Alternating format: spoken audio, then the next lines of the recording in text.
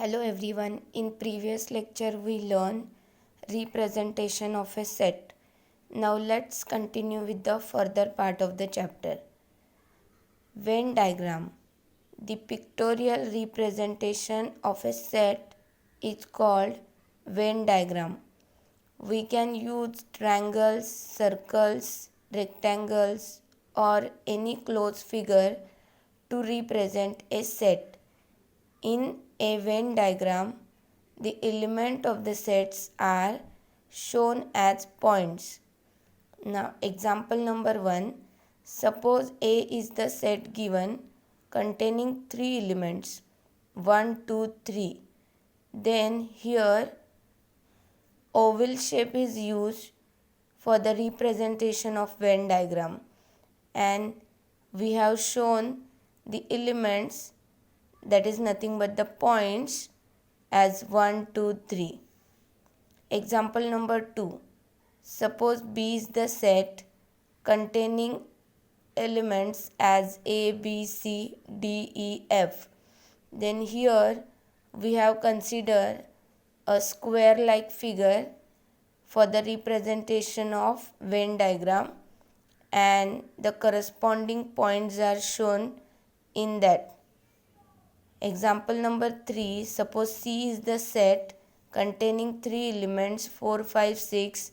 Then here we have used triangle to show the elements of the sets. So like this, for the representation of Venn diagram, we can use any closed figure and we can show the points or the elements of the given set.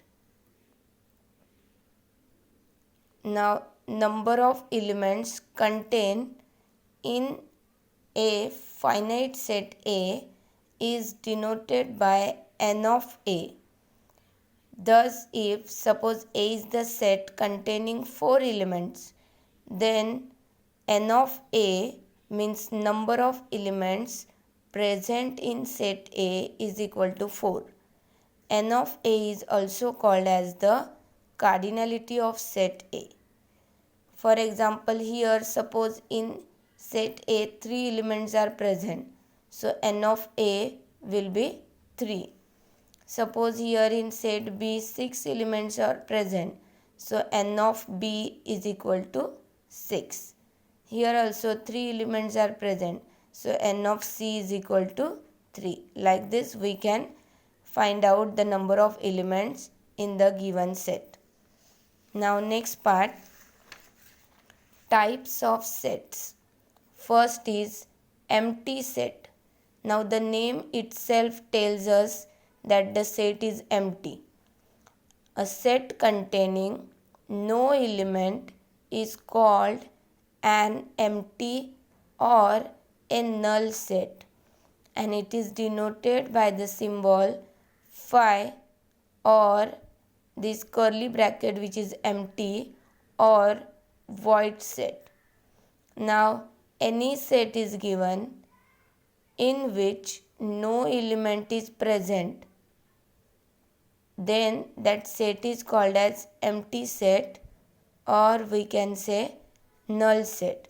Now for example, A is equal to set of all x such that x belongs to natural number and the values of x lies between 1 and 2, where 1 is not included and 2 is also not included, means 1 and 2 both are excluded.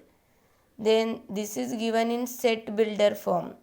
Suppose we find out the listing form, that means roster form for this set, then we will get empty set, because the natural numbers are 1, 2, 3, 4 and so on, and we know that between 1 and 2 there does not exist any natural number, so the set will be empty. So number of elements present in set A is equal to 0. That means no element is present in set A, means obviously A is empty set.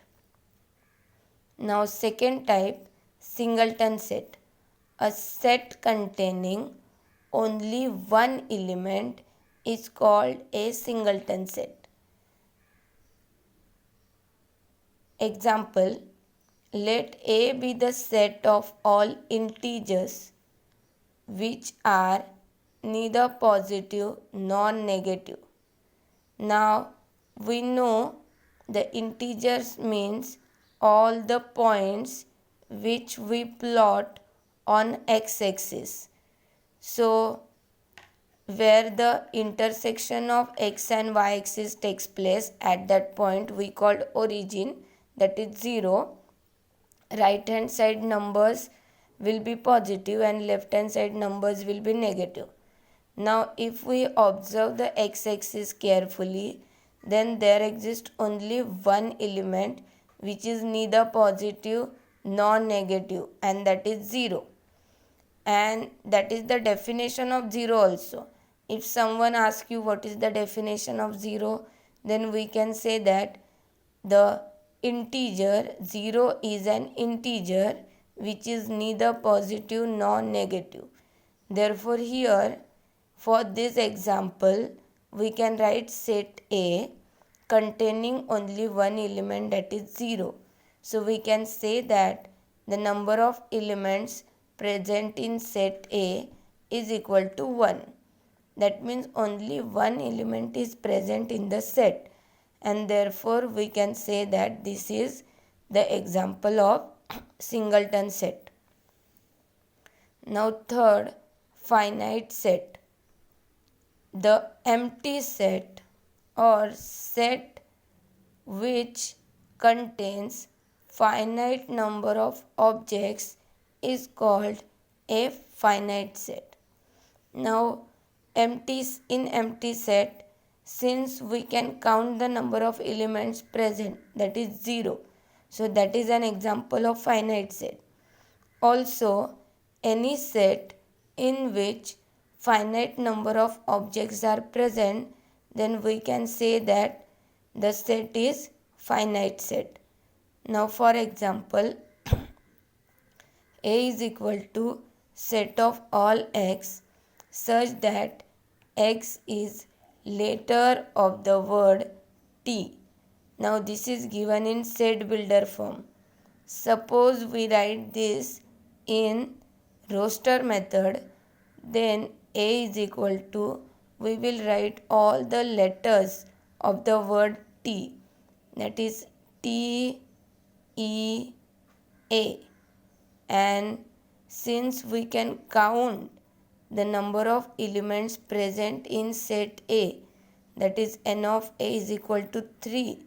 That means finite number of elements are present in set A, and therefore A is a finite set. Now infinite set. A set which is not finite is called an infinite set. That means the set in which we cannot count the number of elements present. That is, infinite number of elements are present in the given set. Then that set is called as an infinite set. Now for example, set of natural numbers. Here we cannot count the total number of elements present in the set, because the elements will be 1, 2, 3, 4, 5 and so on. Even though we write the numbers up to 1000 or 1 lakh, then also further we will write and so on. We cannot count the last number. Therefore the number of elements present in that set will be infinite, and the set is called as infinite set. Similarly, the set of rational number, this is also an infinite set. Now note, an empty set is a finite set. Obviously in an empty set we can count the number of elements present, that is 0 elements present, and therefore the corresponding set is called as finite set. Now n means set of natural number, set of integer, set of all points on a circle. All these are the examples of infinite set. Now fifth type of the set, that is subset. A set A is said to be a subset of set B if every element of A is also an element of B and we write A is subset of B. This is the symbol to show that one set is subset of another set. Now here the definition tells us that if A and B are two sets and all elements of A are present in B, then we can say that A is a subset of B. Means A will be the smaller set and B will be the bigger set. Now here we have an example. A is the set containing 3 elements 2, 4, 6. B is the set containing 6 elements 1, 2, 3, 4, 5, 6. Now if we check, then all the elements of A, that is 2, 4, 6, are present here in B. That means we can say that A is a subset of B. Now here also you have one note. Phi is subset of every set. Since phi is nothing but an empty set, so empty set is a subset of every set. So we can say that phi is a subset of every set. And second point, A is a subset of A. That means every set is a subset of itself. That means we can say that every set is subset of itself. Thank you, students.